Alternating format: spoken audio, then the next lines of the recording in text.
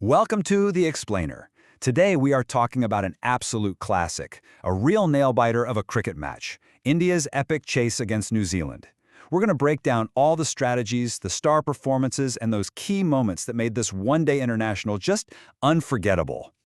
All right, let's just get right to it. No messing around. India won, and it was an absolute thriller. They pulled off this stunning victory by 4 wickets, chasing a massive total and holding their nerve when it mattered most. I mean, this was one of those matches where you were glued to your screen right until the very end. So the big question is, how on earth did they do it? Against such a tough New Zealand side, a win like this doesn't just happen by accident.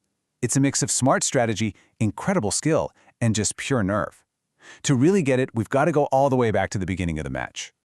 Really, this whole match was a classic tale of 2 innings. It was like a heavyweight boxing match, fought with bat and ball. You had New Zealand landing the first big punch, setting this huge target, and then India had to come out swinging, with a really disciplined, relentless chase just to stay in the fight.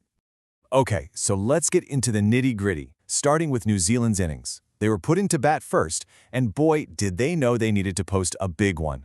And they absolutely delivered. And that's the magic number they put on the board. 300, exactly. In a high-pressure ODI, that 300-run mark is a huge psychological barrier. Chasing anything near that, let alone over it, is always a massive, massive task. Now, while a few players chipped in with some solid scores, there was really one guy who just stole the show. He was the one with the explosive hitting that really pushed the innings into high gear and put India's bowlers under some serious pressure. And that man was Daryl Mitchell. Just look at these stats. 84 runs off only 71 balls. That strike rate of over 118, that is just flying. He was the absolute engine room for New Zealand. That's the kind of innings that takes a score from good to, oh wow, this is going to be tough to chase. This timeline here really tells the story of their innings. You can see the ebb and flow. They started off so strong, right? A big partnership. Then a bit of a wobble in the middle, a couple of quick wickets fall. But they recover, build another crucial partnership. And just when they're consolidating, boom, they lose their main man, Mitchell, right near the end. And if you look at the full scorecard, you'll see it wasn't just the Daryl Mitchell show. I mean, he was the star for sure, but it was a real team effort. You had Devon Conway and Henry Nicholls both getting crucial 50s. That's what keeps the pressure on, consistent contributions from up and down the order. So there you have it. The stage is set. The target is 301. Now, let's flip the script and see how India went about hunting down this massive total. And if New Zealand had their hero, India had theirs. The absolute cornerstone of this chase was Virat Kohli. When the pressure was at its highest, he's the one who stepped up, playing this magnificent innings of 93 that just held everything together. Now this was just a masterclass in how to pace a chase. The genius of Kohli here was his controlled aggression. You see, in a big chase, you need an anchor, someone to absorb all that pressure and make sure the run rate doesn't get out of control. And by keeping the strike rate over 100, he did just that. He was the calm in the storm that the rest of the team could build around. And oh man, the chase was full of drama. This timeline shows you those heart-in-your-mouth moments.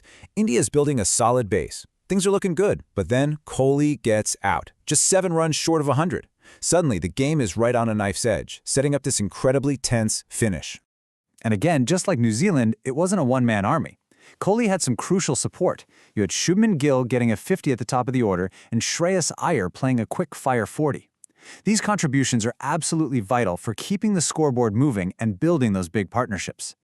Okay, so when you boil it all down, this match was really a showdown of the stars. It was a series of amazing one-on-one duels, the top batsmen going head-to-head and the best bowlers trying to stop them.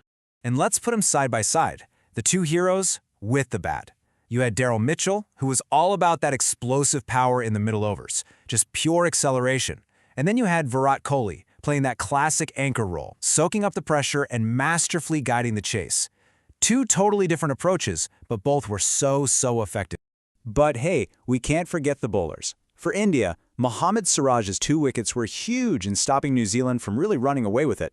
And for New Zealand, Kyle Jamieson was a master of control. Look at that economy rate. That's how many runs he gives away per over on average, just over 4. In a game where everyone's scoring freely, that's like gold. It just squeezes the batting side and builds so much pressure.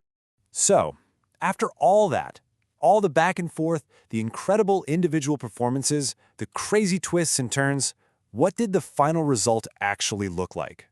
And here are the final scores. New Zealand 300 for 8, and India in reply gets there 306 for 6. They chased it down in the 49th over. They did it. The winning margin, 4 wickets. Now on paper, that might sound kind of comfortable, right? But as we've just seen, this win was anything but. It was forged in the fire of a super tense final few overs.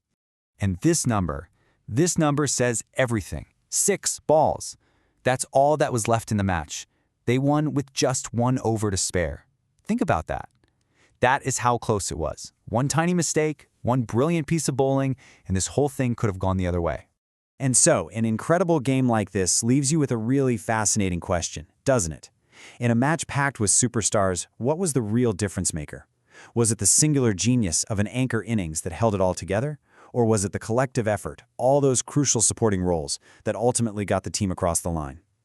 It's something to think about, and it really gets to the heart of what makes a team win.